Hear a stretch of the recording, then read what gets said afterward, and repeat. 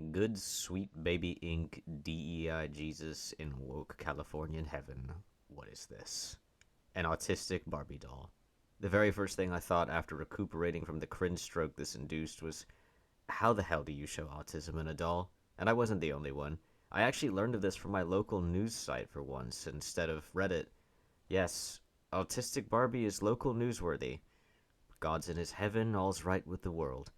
According to this report, they made her autistic by giving her headphones and a fidget spinner. Alright, I guess that sort of plays into general tropes, though I don't think it's super accurate. Her eyes are shifted to the sides, because of course all autistic people are incapable of making eye contact, and this doesn't apply to anyone else.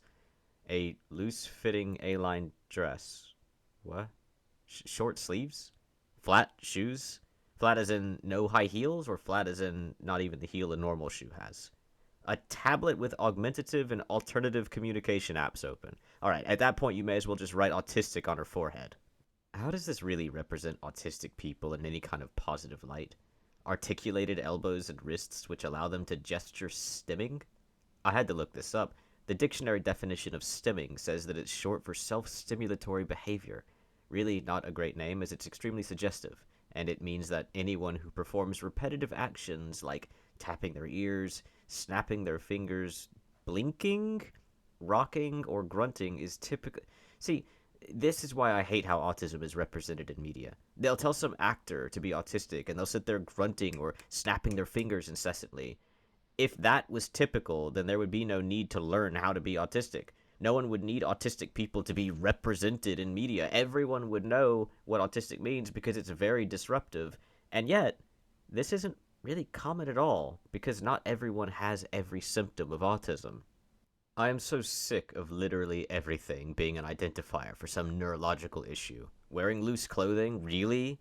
So everyone except influencer gym rats must be autistic then? I came to the conclusion that the doll itself isn't how they show autism. It's represented by those who buy it, or by the people posting positive vibes in democratic circle jerks like r/uplifting news and r/good news. Is it really uplifting or good that a company is selling a chunk of useless plastic? Of course it is, because inclusivity. For plastic. Come on, people, it's a Barbie. Actually, yeah, it's a Barbie. Remember when they were considered ultra sexist because they brainwashed kids into thinking that they needed to look like Barbie? Then the movie came out and it created some sort of bizarre gender war where the girls needed to take Barbie's side fighting against Oppenheimer for no reason other than how ultra feminine Barbie is, meaning it had to be some sort of political statement against the patriarchy. Well, looks like all it took was a DEI Barbie and a gender war for the Karens to embrace Barbie's sexism as empowerment. Now, they're happy that they're representing invisible neurological disorders with wildly varying symptoms that don't represent every single autistic person. Look, I'm not saying that there shouldn't be diversity in a line of doll for kids, though I don't see how Barbie continues to have any appeal to real-world children, and at this point I believe they mostly sell to middle-aged women and older women. But autism? Really? It's like making a Barbie who has an invisible friend. You can do pretty much anything, and the Bleeding Hearts with Ahegao talking about how amazing and progressive it is that they have an invisible friend. But how do you represent an invisible friend? They're saying they spent 18 months in partnership with the Autistic Self-Advocacy Network. 18 months? 1.5 years, and they came up with flat shoes. I'm actually glad there's a group trying to help people get autism's representation right, because I'm sick of everyone saying everything is autistic and everyone is autistic.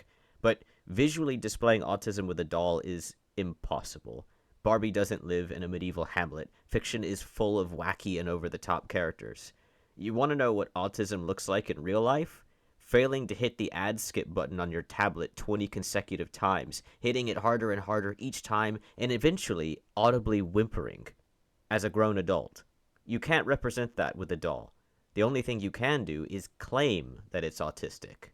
They needed to give her voice lines. I really did think that's what they were going to do when it first was announced, and there'd be nothing to complain about it then. But 18 months for a fidget spinner?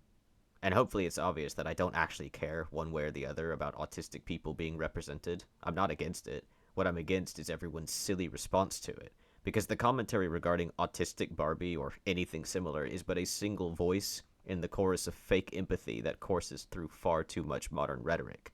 It didn't start with Barbie. It doesn't stop with Barbie. When everything quote unquote underrepresented quote unquote needs representation, it ends up drowning out normality. And then you end up with asexual, transgendered, autistic warframes who all have vitiligo, and the media praises it for its forward thinking. That's about space ninjas, by the way. And I don't even think that's lore accurate anymore. The comments on Reddit are a simple example. Quite a lot of the comments seem to be combative towards negative comments that they aren't even directly replying to. Despite those negative comments, of course, existing, they've simply been downvoted into oblivion. Like, they went into a thread just to fight against the negative Nancy's belittling Barbie by patting themselves on the back instead of directly engaging the negative comments in hot verbal melee. I saw at least one person self-filleting and apologizing for being mean, with people congratulating them on being self-reflective, like it's an addiction recovery or PTSD help group. You people are aware that Mattel is a company making money off of selling a chunk of plastic and claiming it represents autists, right? Do you understand that? 18 months to come up with loose clothing and a tablet with autistic apps. How? What? Like I was saying before, the official diagnosis for autism appears to be anything. At least in the West, just having a heartbeat is good enough to be diagnosed as autistic. As if they define it simply as being the opposite of an extrovert, as if moving a muscle is a symptom. That's why I specifically hate this. Not because it exists, but because everything is classified as autism, so it doesn't really make any sense. Because tradwives and sycophantic news networks will champion it as a good thing, simply because it exists. If it's purely visual, and if it's supposed to represent autism, that means they could do anything. They can do anything, and they'll be praised for it, even though they're doing it to make a profit. Praised for working with Asan, as if that means anything in this case. How many movies hire experts only to ignore what the experts say entirely? It's a chunk of plastic. There's nothing Asan could advise them on. And at the end of the day, they're selling little girls a doll wearing a microdress on the premise that she has autism. Well, we wouldn't want to criticize that, or else the Redditors will get mad at us. At least it's only like $12. So anyway, those new Lego Pokemon, oh my god. $650. Are you mad? I guess I'm going with Autistic Barbie. Anyway, thanks for watching. Take care now. Bye-bye then.